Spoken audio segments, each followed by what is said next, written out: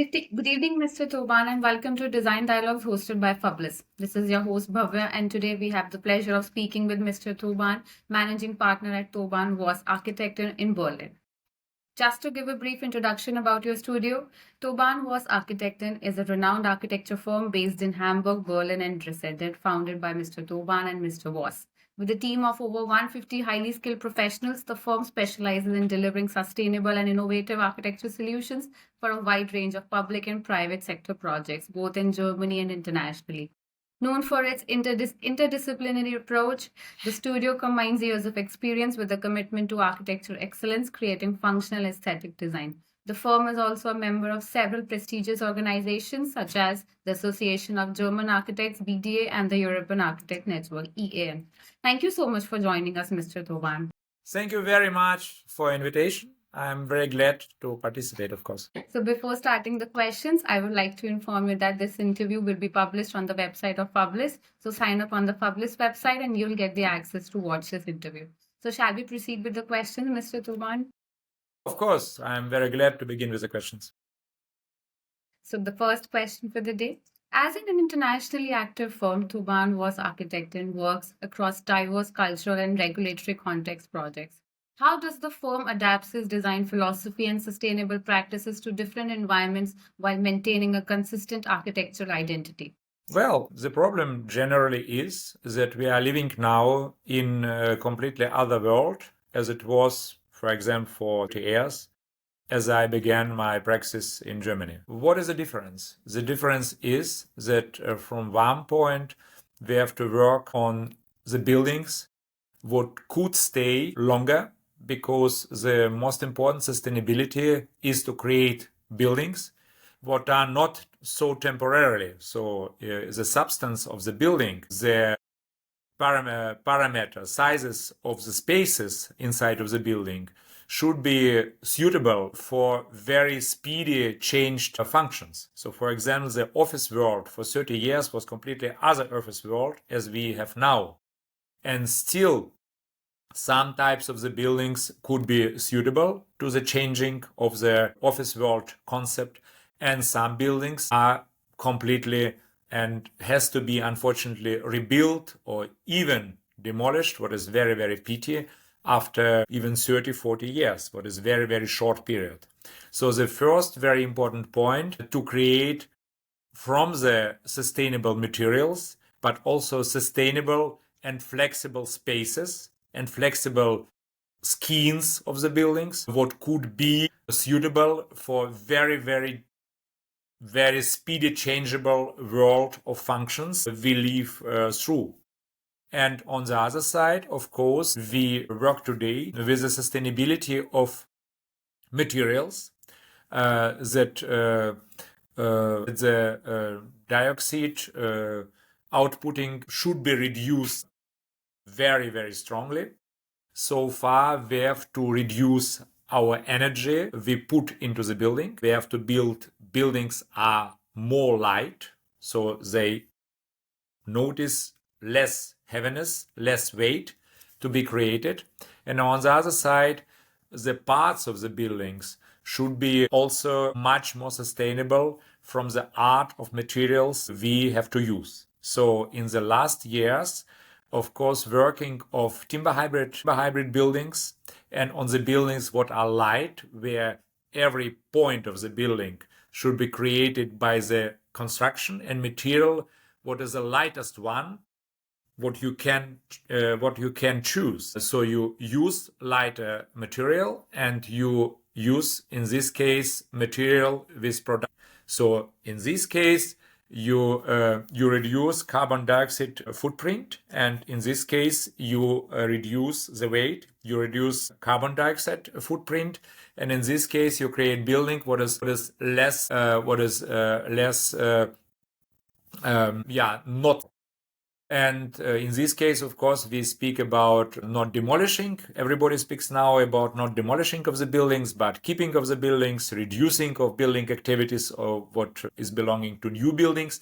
But all these should be in mind together with the creating of the world, what is staying let's say, longer, because the most sustainable, I tell once more, the most sustainable practice is that you create building what needs less maintaining along the time. So the building is staying like it's staying. And in this case, maybe you can take as a possibility to build this building even less sustainable. But if you guarantee in this case that this building would stay without changing, without huge maintaining, with the reducing of energy you need for this building in the next 10, 20, 30 years. So maybe then this less sustainable practice of the construction could pay them if you use then this building very successful and you use less energy by using of this building, and you don't need to clean, to wash, to maintain the surfaces of the building with such a lost energy. That's points I'm thinking about, because I don't like, for example, to see my downtown around me or downtown of some town what is familiar to me. I don't like to see the change of this downtown, of this picture every 30 years. Also, that's why I would use the existing building and not to demolish them. That's why I would try to create a building for the downtown which would stay longer time, because I wish that also the next and overnext generation would say, yeah, that is a picture what we know. I was coming for 20 years to the town. I've seen this picture. Okay, this picture was nice. And I would like to see this picture also in 20, 30 years, like we do it in historical towns. And that is also a part of sustainability. So more or less, it is not only over surface sustainability, but also the sustainability. What are traditions I work with if I go in the that or this culture? What is the expected time of staying of the building? What should be longer? What is expecting maintenance this building would need to stay and to be used by very fast, as I told, changeable function? There are things I am speaking and thinking about going to the different commissions in the different parts of the world. Thank you so much for your answer, Mr. Tchoban. So I would like to continue with the one of my favorite project of yours, that is Edge in Berlin. It has been one of the most celebrated project of yours as the Germany's most sustainable building. What were the most significant challenges your team faced in achieving the DGNB Platinum and the WELL V2 Platinum certifications, and how did you address them while maintaining architectural excellence? Well, there is a question. Also, the most important idea in this building is even not the using of timber as an important part of the construction, but the most important idea of this building to create the light building, where every position of the building would be finished with the material what is really most optimal and most lightest for that part of the building. So if, for example, the steel staircase would be lighter and more easy to construct and better to maintain for that part, so I did steel staircase, or for example steel and hybrid timber wood construction of the roof, because this roof would be lighter like 2.5 times as a normal one.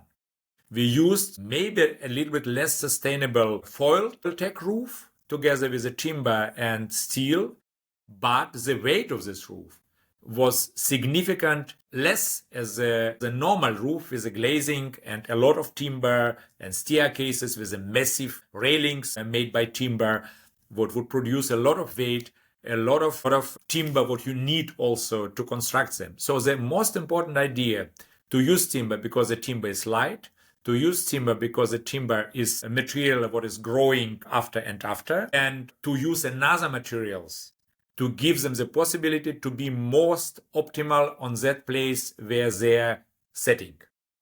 And another point is that the building behavior outside and inside are completely different. If the building skin outside is very reduced, that is good, because you have less corners, you have less cantilevers, you have less square meters of skin what are staying opposite to out climate, because the out climate, especially in Germany, sometimes it's very hot, sometimes it's very cold, as now is snowing, and every time the out skin has to react on it. has to say, okay, I'm closing, I'm opening. And in this case, if you go and close yourself to the cold or maybe open yourself to the warm weather, it's every time better that your surface is reduced.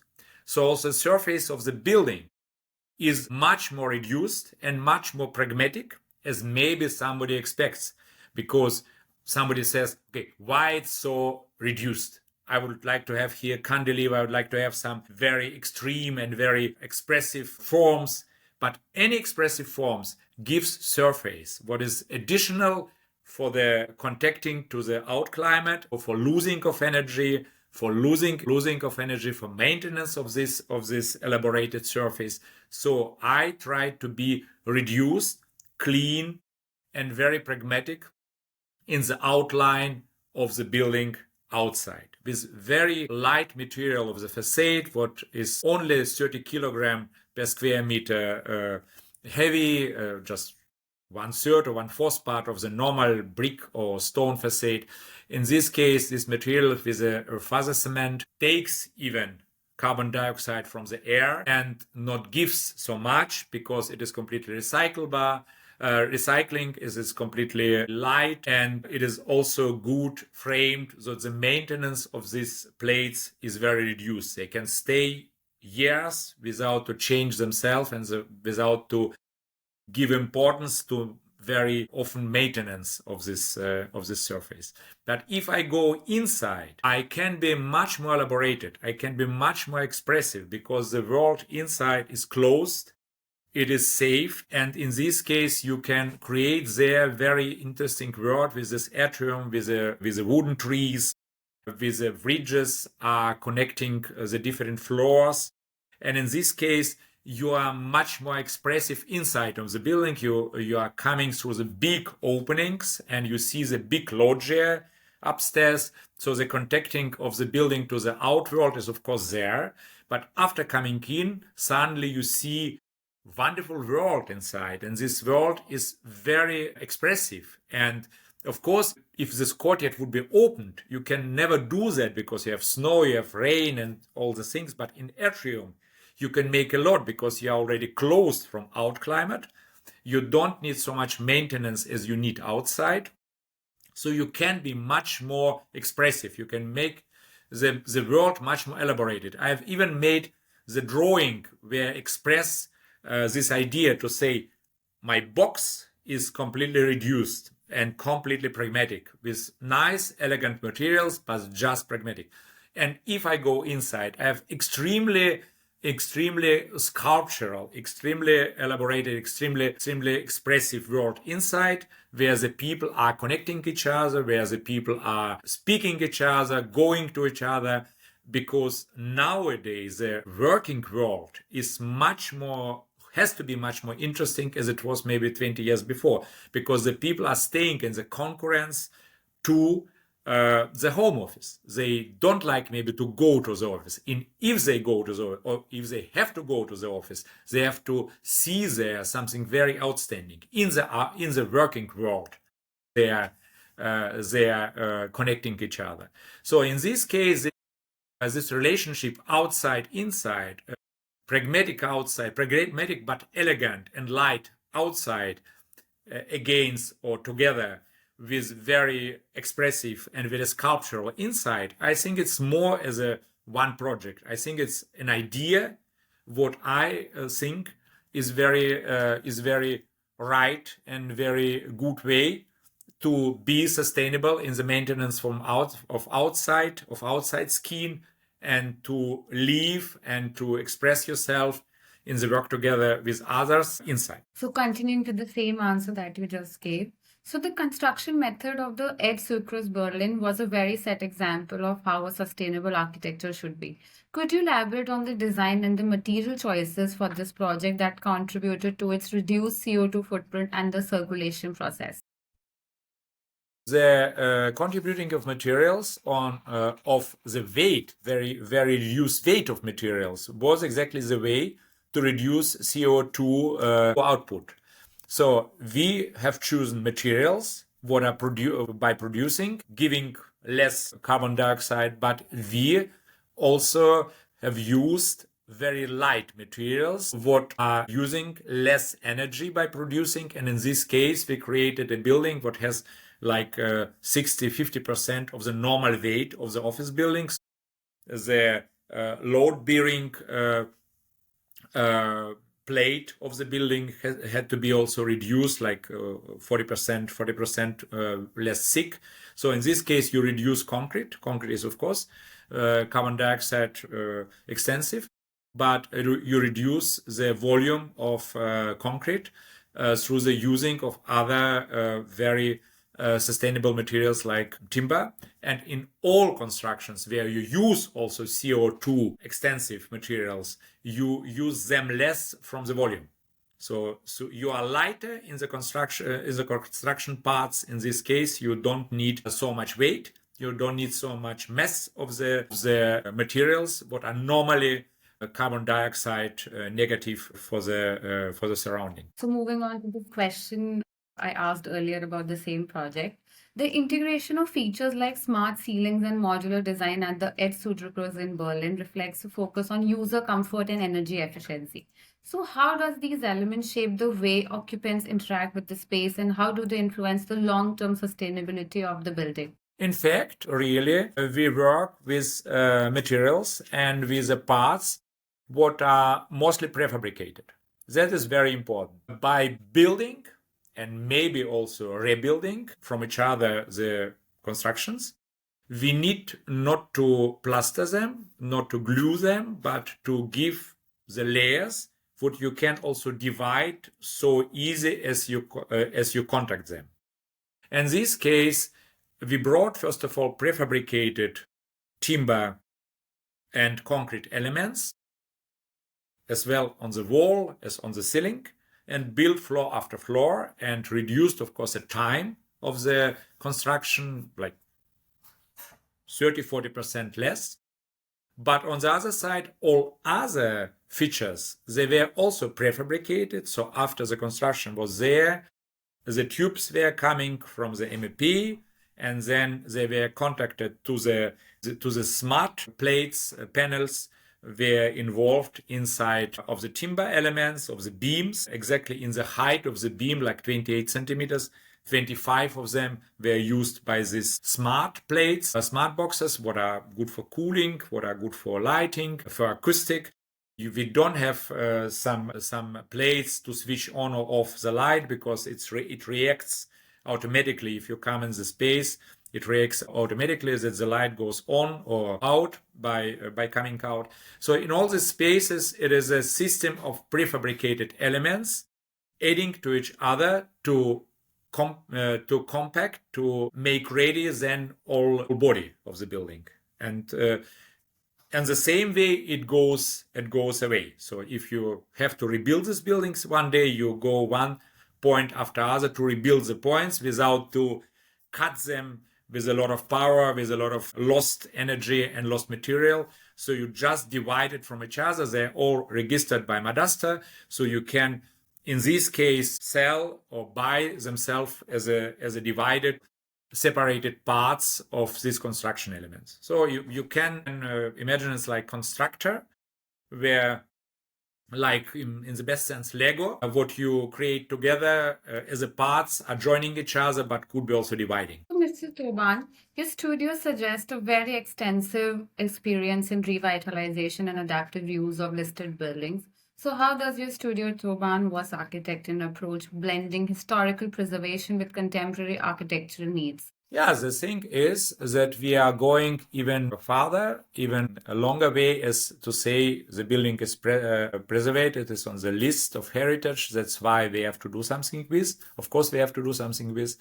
But we try also to renovate and refurbish the buildings are not listed. So we say any building has a value in the town, not only the value of substance. If you demolish the building, you gives carbon dioxide in the air and it is then out. But on the other side, you, in this case, give to the town the possibility to live as the same surrounding as you have seen it before. For example, I was coming to Berlin 1990 for the first time in summer, and I've seen some buildings setting in the landscape of the town. And I was glad to see that building or this building because I found that as the best samples of the 60s architecture. And I wouldn't expect that this building would be demolished like in 40, 50 years, because I would say I was 1990 and I was expect to see him also 2020, like in 30 years. But it is not a fall. A lot of buildings will be demolished in this time, was demolished in this time. And somehow the history of the architecture became a gaps. So you go through the town, you don't see some buildings are coming from that time of the history of the town. What I think is very pity. So far in my praxis, I try since some day not to demolish exactly that, but to say if the building, from my point of view, is interesting as substance, it is flexible as substance, so I can create maybe new facade, I can create maybe new image, but I stay by the substance. But in many, many falls is also the building's language is also important for the town and important for me to take this town as is existing. So not to change them, not to exchange the buildings too often or ever. In this case, I take this building and say, why? That is a language what is very nice, like we did it by Anstreuterplatz number 6 for not so long time, because I love this building. It was a competition and everybody told you can demolish them, you can make a new facade, but I told no. The ideas are coming into this building are not worse and even maybe better as we do now. So let's stay by formal language of this building. Let's try to renew the materials, but let's try to stay by that building substance, what I see and I have seen, for example, for 20 years. So I'm proud now to go from east to west with a car or by foot and to see that picture I've seen for 30 years. Really, I am glad because I think it is exactly what we need. Continuity in the town and not the changing of the town every 10, 20 years. So the people are doing themselves crazy because they don't know where they are, because every time it's changing and you have seen that building and on that stay, on that place you have in 20 years another one and you don't recognize the place anymore. Of course, sometimes it could happen. But for me, it is much more important as a listed heritage is the heritage of the town you are living, like a body, like a complete body of that what you see every day, and to be frank, you like to see every day in some more or less the same substance. Moving on to another project of yours, the Blue House incorporates a very unique and a curved design reminiscent of the Troll Scroll. Could you elaborate on the inspiration behind this form and how it shapes the building interaction with its surrounding environment? Well, this Blue House for Jewish campus was important not only for building integration, but also for social and cultural integration of Jewish culture in the surrounding. Historical, extremely different from the functions area, where a lot of common grounds, common spaces were built before, public centers, communicative centers of the neighborhood, schools, and some smaller public spaces what are belonging to different cultural circles what are surrounding this place. And the place was like a line of different small places through the block.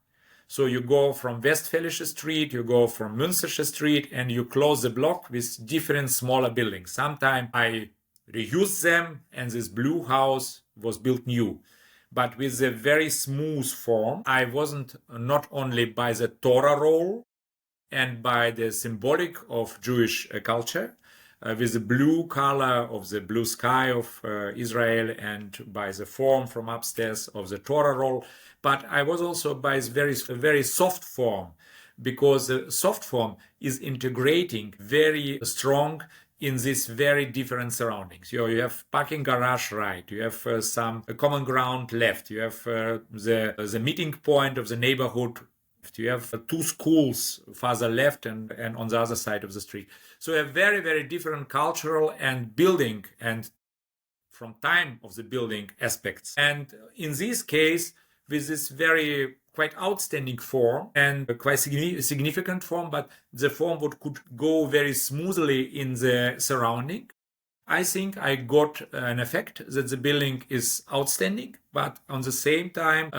it is very passable, very suitable for that different surrounding buildings what are coming around. Right. Symbolism is a key element in the blue house, as you just mentioned, such as the Kabbalistic trees of life and the blue theme facade. So, how did you ensure these elements effectively communicate the cultural and the spiritual significance while maintaining modern architectural aesthetics? The architecture has to be now and even more as any time architecture what speaks, what explains us its history. So somebody who comes closer to the building has to ask himself why this building is so, and maybe find an answer. And in the grid of the building outside, this very, very fresh blue color of brick against dark and quite aged color of steel.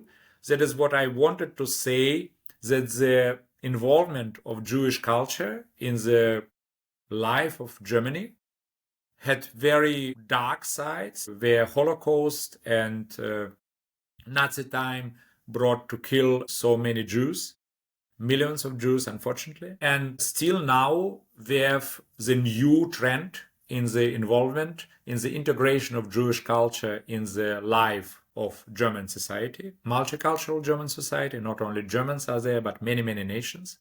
And that is important, that Jewish culture would feel itself good and bring richness in this relationship of many, many nationalities in Germany. So this very fresh color is a very fresh involvement of Jewish culture that are horizontal stripes, and the vertical stripes are underneath and covered with this freshness.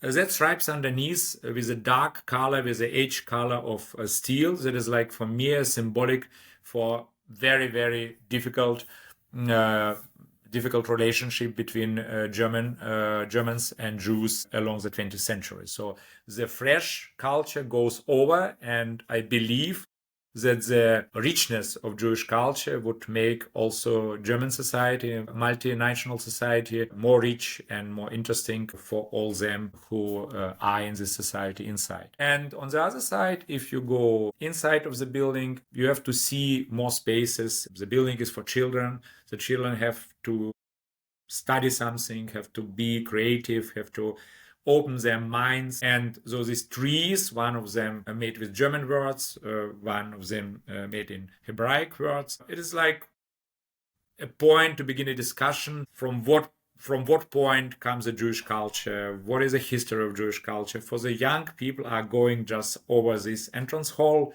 and the artist Anne Nezhne, who is also Jews, and working in Berlin longer time already, and very interesting artist from this neon light elements. She made, of course, very, very interesting, very contemporary, but also very deep for understanding structure with a lot of content belonging to the relationship between German and Jewish culture. That's why I think in the entrance, as a point of beginning of the trip through the building, with a very nice staircase, very soft formed staircase, and the corridors are also not straight, but giving every time like a curve, and giving to the young people the possibility to think about that the life shouldn't be every time very straight and very strong and very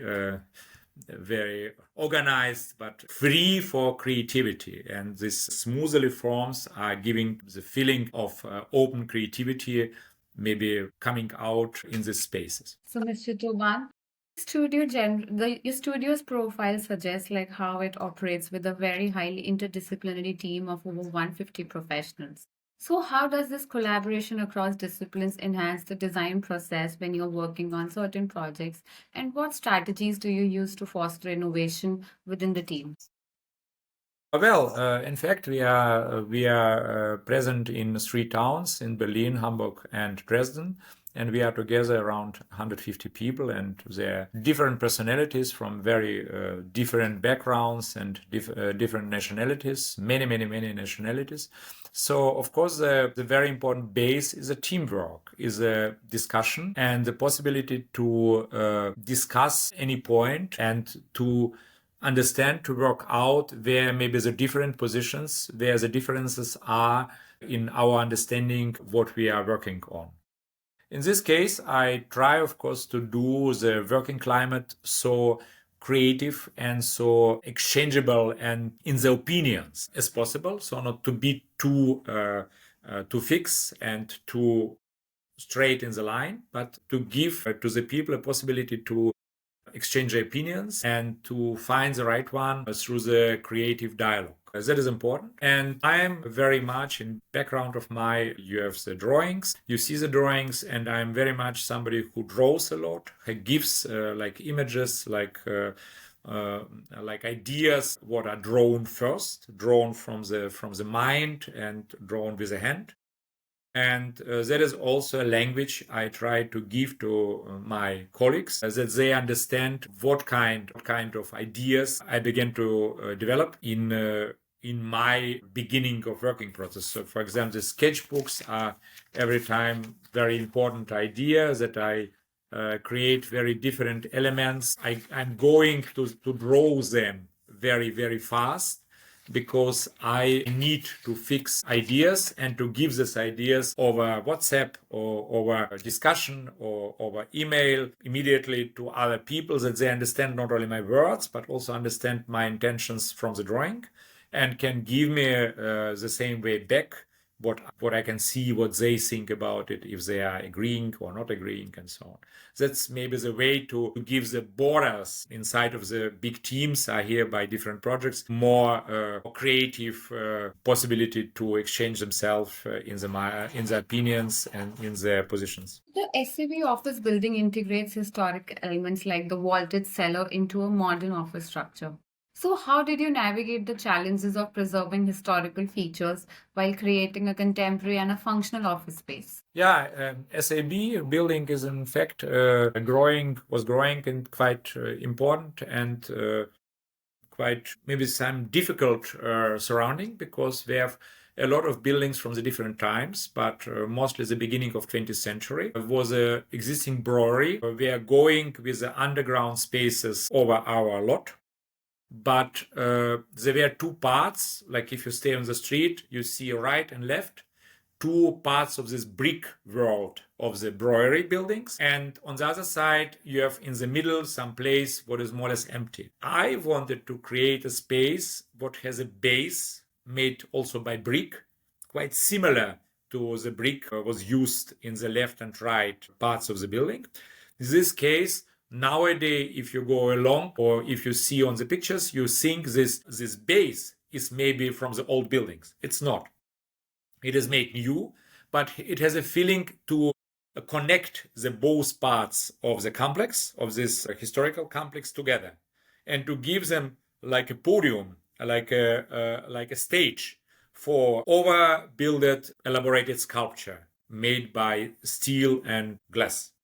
So the sculpture is staying like an abstract, maybe artistic work on the base of connection of both historical parts. That's the idea, and this historical connect, also this new connection of historical parts involves also the old cellar. If you go from the side, go downstairs with a staircase, you look inside and you see this old construction of the cellar staying free. So you can see from outside, you can look from outside as a pedestrian how it connects to the content of the building.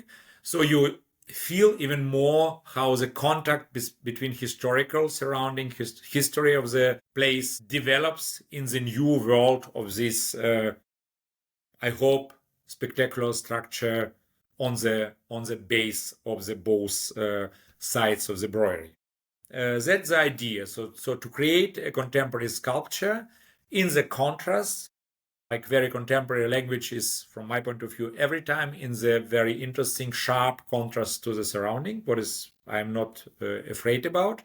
But I think it should be clear where this harmony of contrast based on, and based on the frame of a historical world, like a ring has a ring and his hopefully gem as a diamond. I hope this sculpture is some kind of diamond on the ring of very, very clear and interesting, detailed world around. So, heading to the last question for the day, Mr. Tchoban.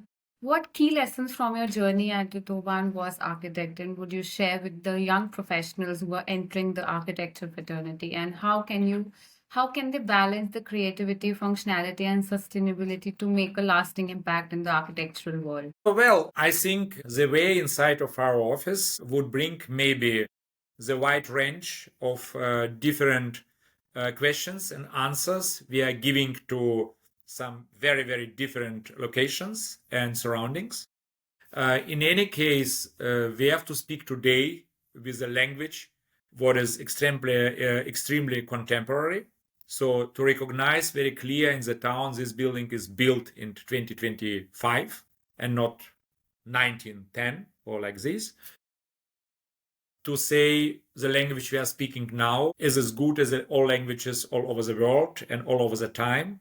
So if you go through the town, you like read the historical architectural book of this town. And in this book, it hasn't be any gaps that you lose one page and bring some other page instead of them, but you read the book of history of the town, of architecture of the town, page by page. And our modest world is a part of one of these pages. And in this case, we understand a contemporary language, a language what is extremely material. So materiality, details are a very important point of that language, that you go very carefully to any detail to give them also a possibility to age with a lot of honor to itself and to the surrounding buildings, and to pedestrians are looking at this building in 10 years, 20 years, and not say, oh God, as it is so ugly aged, we don't like to do it anymore.